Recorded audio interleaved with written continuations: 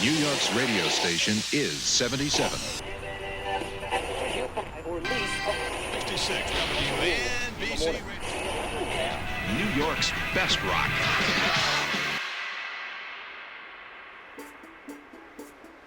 So, you think about it this way. There's 8.5 million people, give or take, in New York City. There's 1.5 million people alone in the Bronx. And I know four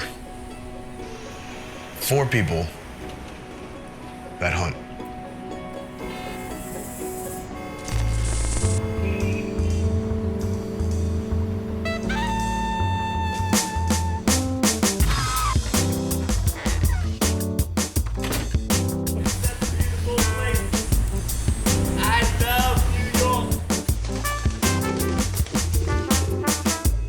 To say we're a unique bunch is probably an understatement.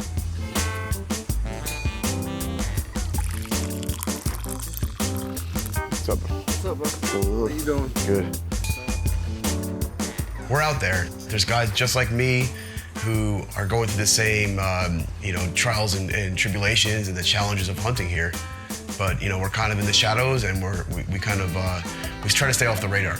So, 8.5 million people, and I know 4 that hunt. This is a Manhattan-bound 2 train. The next stop is 225th Street.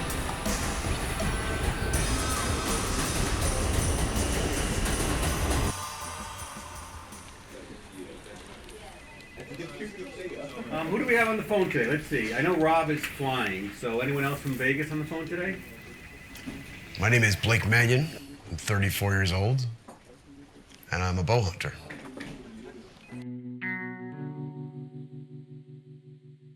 As an outdoorsman, as a hunter, as a fisherman, it handicaps you in your ability to get outside, to get in the woods, or to get on the water, or what have you.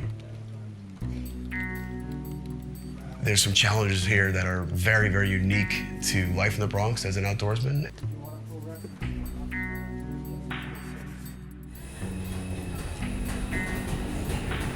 If you want to participate or be active when it comes to the outdoors, you have to make an effort.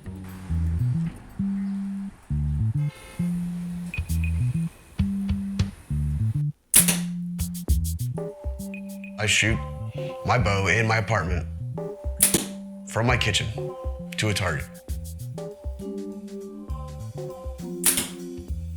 It's not long-range shooting, but it's a good way to work through mechanics. 2 to 3, sometimes 5 or 6 arrows every night, getting in the rhythm of hunting, even from the confines of the Bronx. Again, about adapting and making it work for you.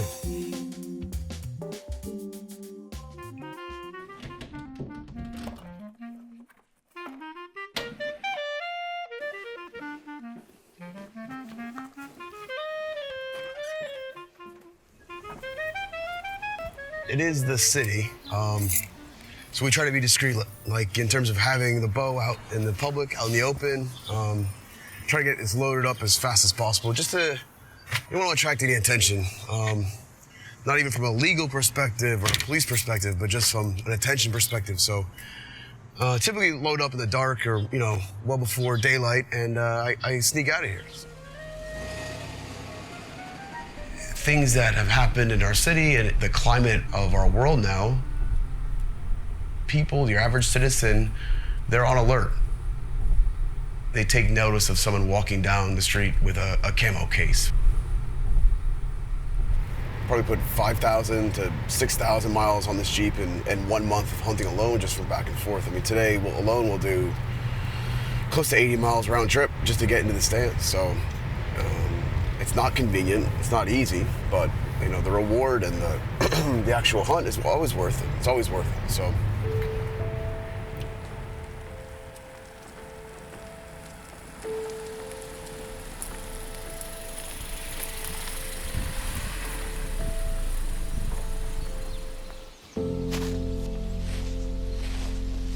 I've had people talk to me about, you tell them you're a hunter, or, hunting comes up and you say, oh, I hunt. They have an assumption or a vision in their mind of who you are, what that means. That Bambi Disney mentality of what hunting means.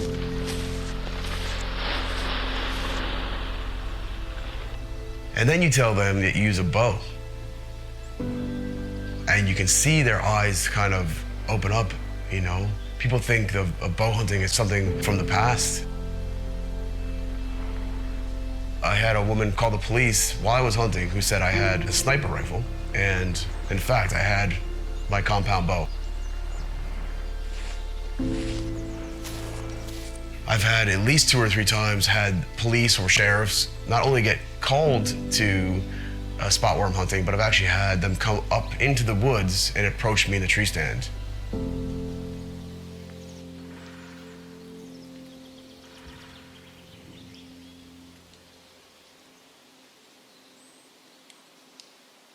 I wouldn't say anyone thinks I'm nuts, but people that don't hunt, like we didn't grow up hunting.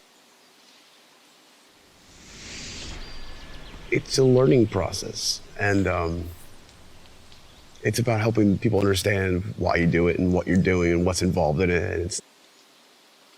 And I think people, once they see the time and the dedication that you have to put into it to be successful, I think they can appreciate it, because, it's you do give up quite a bit to be out here. So.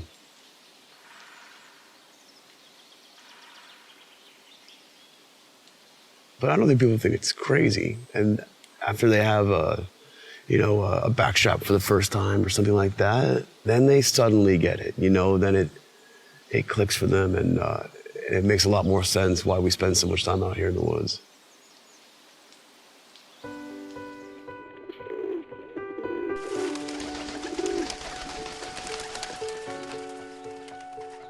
I think I'm a unique story, right? I mean, I was fortunate enough to find hunting later in life, and, I've been pretty much self-taught. But it's become a passion. I hunt a 7-acre plot of land. I think I'm also part of a new, smaller wave of hunters that are finding hunting later in life because they want to be involved in the process of knowing where their food comes from.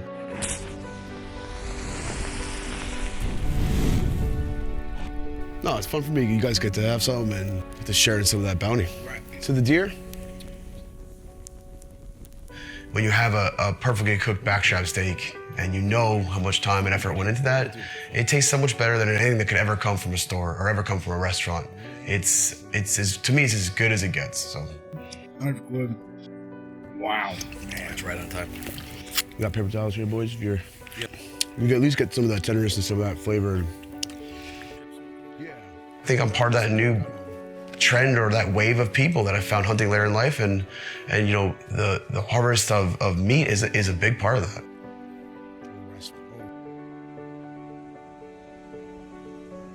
I have a 1-bedroom apartment right in the heart of the Bronx, East 234th Street.